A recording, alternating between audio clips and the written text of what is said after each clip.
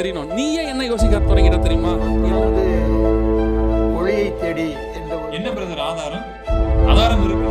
இந்த எக்ஸாம் எழுதுறவங்க, எழுதி தோத்தவங்க,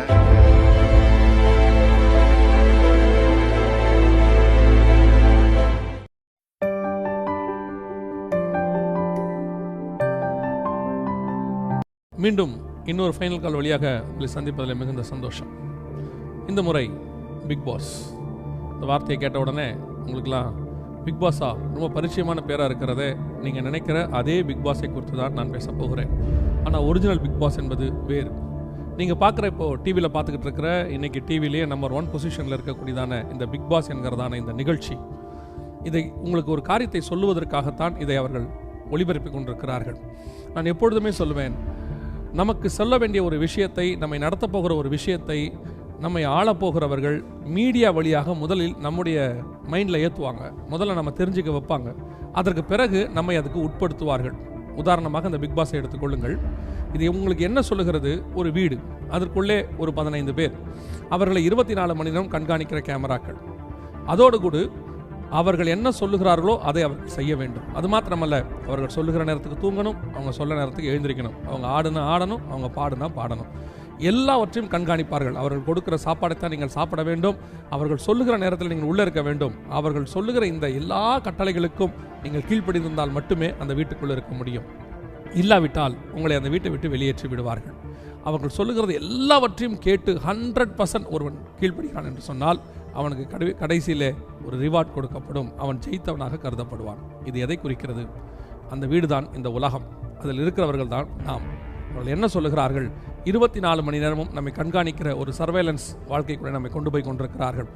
ஏறக்குறைய இப்பொழுதே 4000 சேட்டிலைட்ஸ் நம்மை கண்காணித்துக் கொண்டிருக்கிறது உலகம் முழுவதும். அது மாத்திரமல்ல, அவர்கள் கொடுக்கிற ஆகாரம் தான் நாம் இப்பொழுது சாப்பிட தொடங்குகிறோம். GMO foods, genetically modified organs என்று சொல்லக்கூடிய சாப்பாடு தான் நாம் சாப்பிடுகிறோம். இன்னும் கொஞ்சம் நாட்களில் நமக்கு நேச்சுரல் சாப்பாடுகள் கிடைக்காது. அவர்கள் கொடுக்குற சாப்பாடு தான் சாப்பிட வேண்டும். அடுத்து மருத்துவம் அவர்கள் கண்ட்ரோலில் இருக்கும். மூன்றாவதாக அவர்கள் சொல்லுகிறத எல்லாவற்றையும் நாம் செய்ய வேண்டும். இல்லாவிட்டால் அந்த வீட்டை விட்டு, அதாவது அதான் உலகம், அதை விட்டு நாம் வெளியேற்றப்படுவோம். அவர்கள் சொல்லுகிற எல்லாவற்றையும் கேட்டால் அந்த உலகத்தில், அந்த வீட்டுக்குள்ளே நாம் வாழலாம். இதைத்தான் நம் மைண்டில் ஏற்றிக்கொண்டிருக்கிறார்கள். அது மாத்திரமல்ல, ஒரு அடிமைத்தனத்திற்குள்ள ஒரு எல்லோரும் நம்மை பார்க்கிறார்கள். அவர்கள் சொல்லுகிறத நாம் செய்கிறோம். ஜெயிலில் இருக்கணும், ஜெயிலில் இருக்கணும், வெளியே வானோம், ஆண் மாதிரி வேஷம் பெண் போடணும், பெண் மாதிரி வேஷம் ஆண் போடணும், இதெல்லாம் அவங்க சொல்கிறத நம்ம செய்யணும். சொன்னால் தான் நாம் இருக்க முடியும். இது ஒரு வித அடிமைத்தனம். இதைத்தான் நாம் சொல்லுகிறோம், ஒரு சர்வாதிகாரியின் ஆட்சி வரப்போகிறது. அவன் இந்த பூமியை ஆட்சி செய்ய போகிறான். அதை வேதம் அந்திகிறிஸ்து என்று சொல்லுகிறது. அவனுக்காக இந்த பூமியில் உள்ள மக்களை அவர்கள் ஆயத்தப்படுத்தி கொண்டிருக்கிறார்கள். அதைத்தான் இப்பொழுது நம்முடைய மைண்டில் ஏற்றுறாங்க. இந்த ப்ரோக்ராம் வெறும் தமிழ்நாட்டில் மாத்திரம் அல்ல, உலகம் முழுவதும் எல்லா நாடுகளிலும், எல்லா மொழிகளிலும், எல்லா மக்களுக்கும் இந்த தாட் மைண்டில் ஏற்றப்படுகிறது. நன்றாய் கவனித்துக் கொள்ளுங்கள். இந்த பிக் பாஸ் என்பது வரப்போகிற ஒரு சர்வாதிகாரின் ஆட்சியினுடைய ஒரு மினியேச்சர், ஒரு சின்ன காரியம் உங்களுக்கு மைண்டில் ஏற்றுவதற்கு டிவி வழியாக செய்து கொண்டிருக்கிறார்கள். அது சொல்லுகிற விஷயத்தெல்லாம் நல்லா கவனிங்களேன். ஓடவும் முடியாது, ஒளியவும் முடியாது, உங்களை கண்காணிக்கிறார்கள். இது ஒரு போலீஸ் திருடனை பார்த்து சொல்லுகிற வார்த்தை. ஓடவும் முடியாது, ஒளியவும் முடியாது. அவர்கள் என்ன சொல்லுகிறார்கள்? இனி இந்த பூமியிலே அவர்கள் கண்களுக்கு மறைவாய் நாம் எங்கேயும் போக முடியாது. இதைத்தான் நம்முடைய ஆண்டவர் சொல்லுகிறார். ஒருவரும் தப்பி போகாத காலம் ஒன்று வருகிறது. அவர்கள் சொல்லுகிறபடி அவர்கள் பேச்சு, அவருடைய முத்திரை, அவருடைய நாமத்தை தரித்து கொண்டால் மட்டுமே எதையும் வாங்க முடியும், விற்க முடியும். இதெல்லாம் ஏறக்குறைய 1900 வருஷத்துக்கு முன்னாடி நம்முடைய ஆண்டவர் சொன்னது.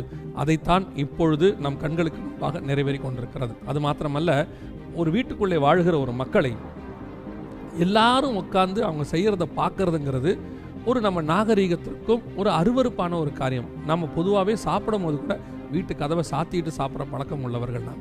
ஆனால் இன்னைக்கு ஒரு வீட்டுக்குள்ளே தூங்குறது, நடக்கிறது, பேசுறது, ஒருத்தருக்கு ஒருத்தர் பேசுறத கூட எல்லாரும் கேட்க முடியும். அது எதை குறிக்கிறது?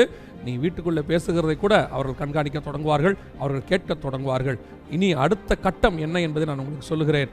இன்னொரு ஃபைனல் கால் அதை பற்றியும் நான் பேச போகிறோம். நீங்கள் சிந்திக்கிறதை கூட அவர்கள் கண்காணிக்க தொடங்குவார்கள். அந்த இடத்திற்கு டெக்னாலஜி வளர தொடங்கிவிட்டது. இந்த பிக் பாஸ் என்பது ஒரு வரப்போகிற சர்வாதிகாரின் ஆட்சியை உங்கள் மைண்டில் ஏற்றுவதற்கான ஒரு ப்ரோக்ராம். தயவு செய்து இப்படிப்பட்ட ப்ரோக்ராம்ஸை உங்கள் வீட்டில் பார்க்காதீங்க. அது உங்களுக்கு நல்லதும் இல்லை. ஆனால் ஒன்று இது உங்களுக்கு சொல்லுகிறது, மீண்டும் ஒரு சர்வாதிகாரின் ஆட்சி பூமிக்கு வரப்போகிறது. அதற்கு உங்களை ஆயத்தப்படுத்த தொடங்கிவிட்டார்கள்.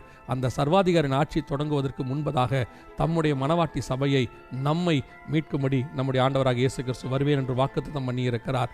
அவர் சொன்ன இத்தனை விஷயங்களும் துல்லியமாய் நடக்கும் என்றார்.